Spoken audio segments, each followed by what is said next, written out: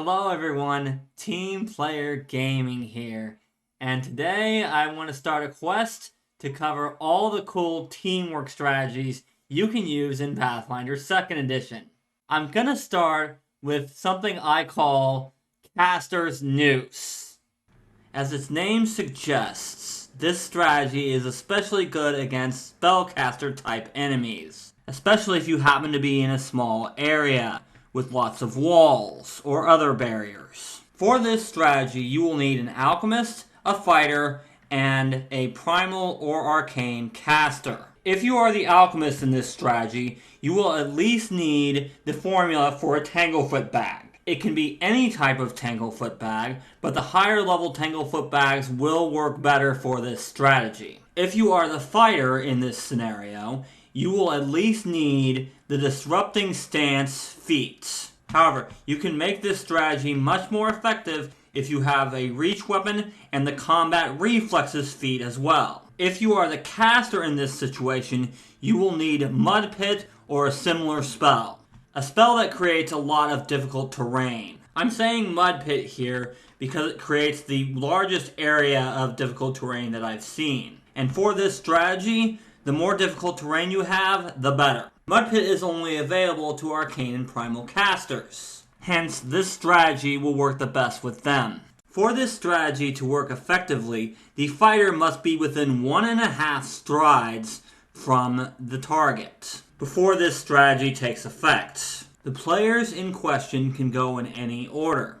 However, if you use this strategy on the first round of the encounter, then the alchemist must go before the enemy. Any other round, you just have to time it correctly. For this strategy, the alchemist needs to throw his Tanglefoot bag. The caster in this scenario would then cast his Mud Pit. The fighter would then go into his Disrupting Stance if he isn't already in it, and move up on the target spellcaster. If the fighter needs to go into his Disrupting Stance, then he needs to be within 1 stride of the target spellcaster before starting this strategy. Obviously, the difficult terrain is going to slow him down. That's why he needs to be within 1 stride if he has to go into his Disrupting Stance. Otherwise, he just needs to be within 1.5 strides of the enemy spellcaster.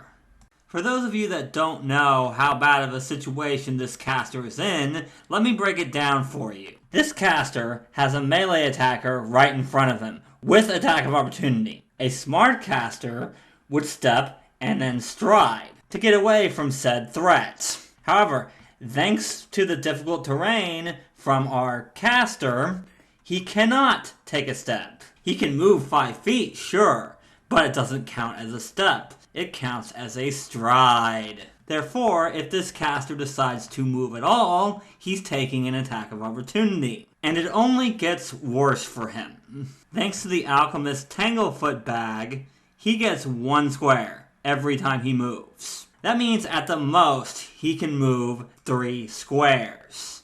And that's with a lesser Tanglefoot bag. With a major Tanglefoot bag, he cannot move at all. And again, it only gets worse. Because the fighter is in Disrupting Stance, any spell that he tries to cast is going to provoke an attack of opportunity. And also, thanks to Disrupting Stance, if the fighter hits at all, he disrupts the spell. The spellcaster does have a few options, but they're all not good.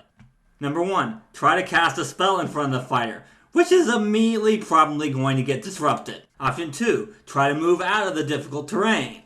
But since the fighter can move so much more than the spellcaster, he can easily stop him. Option 3, try to remove the Tanglefoot bag, which requires 3 manipulate actions, which again, the fighter can disrupt. And lastly, do some combination of these. This is where the Combat Reflexes and the Reach weapon come in. Having Combat Reflexes means 2 attack of opportunities per round. And having a Reach weapon means the fighter can hit the spellcaster even if he's 2 squares away. And this is just the beginning of this strategy. On rounds after this, the player characters can do other things. For example, the fighter might try to trip or grab the enemy spellcaster, which would give the spellcaster even less options. The caster might cast Fear on said spellcaster to try and make it even easier for that. The alchemist might throw a bottle of lightning at the enemy to make it even easier for the fighter to hit him. Sure, eventually the caster might get out of this, but that's just when you use the exact same strategy again. But until then, you can do other teamwork options. You could also use this strategy on any ranged attacker, like a bowman. Use this strategy on the correct target, and there's really only two things they can do to not take an attack of opportunity from the fighter. Try to melee attack the fighter, which they're not going to be very good at, or do nothing at all. Actually, now that I think about it, you could probably use this strategy on any enemy. But obviously it works best against spellcasters. However, I would use this strategy only if a caster is still up after you've dealt with any melee enemies. Because otherwise those melee enemies would be able to help, and that would complicate things.